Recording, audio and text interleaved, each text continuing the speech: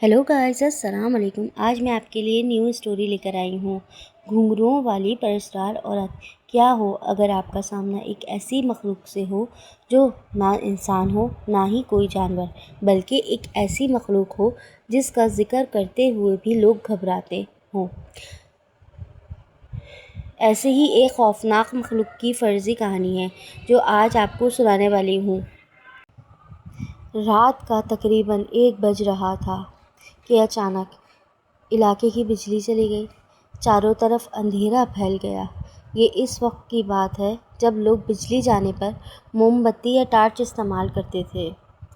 गर्मियों के दिन थे। फराज इस रोज़ घर में अकेला था।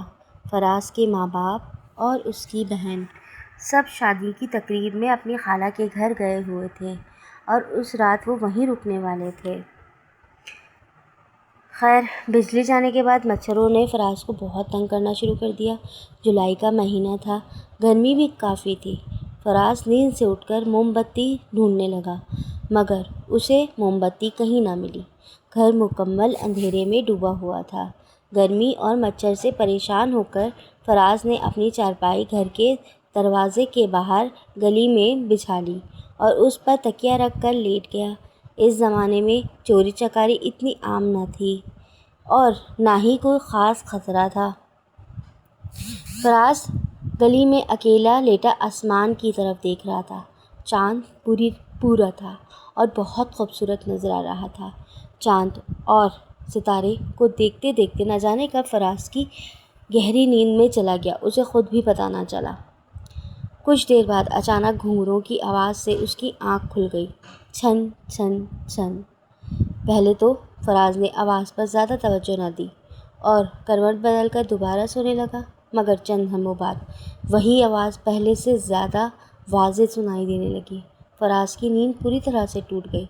वो चारपाई पर उठकर बैठ गया, आंखें मली और इधर उधर देखने लगा। आखिर ये आवाज़ कहाँ से आ रही है? तभी उसकी नज़र गली के कोने पर खड़ी एक औरत पर पड़ी। उसने सुर्ख रंग की साड़ी पहन रखी हुई थी। उसके लंबे सियाह बाल हवा में लहरा रहे थे और वो फराज को देखकर मुस्कुरा रही थी। फराज ये मंज़र देखकर हैरान हो गया। इतनी रात गए किस औरत का इस तरह बनसबर की गली में खड़े होना उसे बहुत अजीब लगा। फराज अभी कुछ और सोच ही रहा था कि इस औरत ने अपना पाँव ज़ोर से ज़मीन पर मारा और फिर घुंघरुओं की आवाज़ गूंज उठी। छन छन छन। फिर वो औरत मुड़कर दूसरी तरफ चलने लगी। इसके हर कदम के साथ घुंघरुओं की आवाज़ फराज को अपनी तरफ खींच रही थी। न जाने क्यों फराज बेअख्तियार उसके पीछे चल पड़ा। वो औरत आहिस्ता आहिस्ता एक सुनसान रास्ते की तरफ बढ़ने लगी और फराज भी जैसे ही इनकी घुंघरुओं की आवाज़ को में खो गया।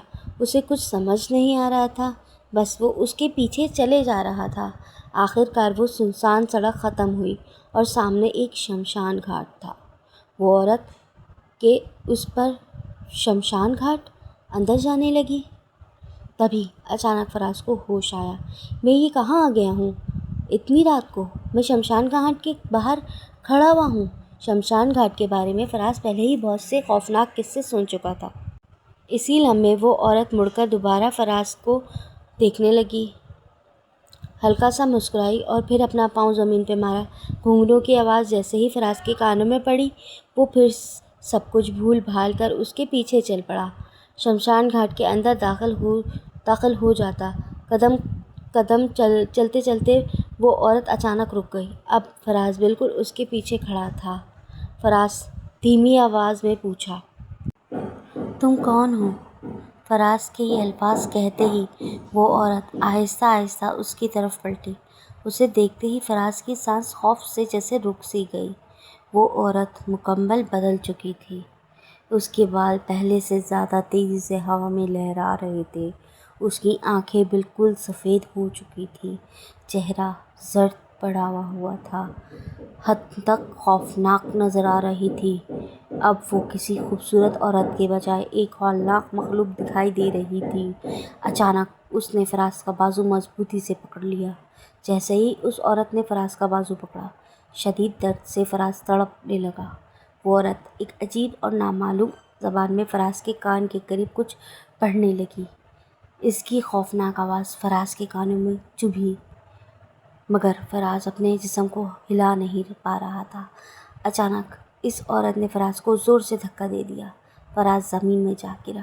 اسی لمحے ایک کالی بلی اس کے طرف لپکی۔ وہ بلی غصے سے فراز کو گھور رہی تھی، پھر اچانک اس پر جھپٹ پڑی۔ فراز نے ایک زوردار چیخ ماری اور اس کی آنکھ کھل گئی۔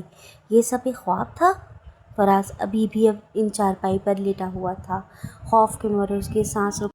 وہ بری طرح گھبرا گیا۔ اس نے فوراً اپنی چارپائی اٹھائی اور گھر کے اندر کی طرف پلٹ گیا۔ گھر میں اب بھی ہر طرف اندھیرا تھا۔ فراز کے گھر میں ایک چھوٹا سا صحن تھا۔ گھر کے چھوٹے سے صحن میں ایک بڑا سا درخت لگا ہوا تھا۔ تبھی فراز کو محسوس ہوا جیسے صحن میں درخت کے پاس کوئی موجود ہے۔ وہ آہستہ آہستہ قدم بڑھاتا ہوا صحن کی طرف گیا۔ اچانک کوئی زور زور سے ہنسنے لگا۔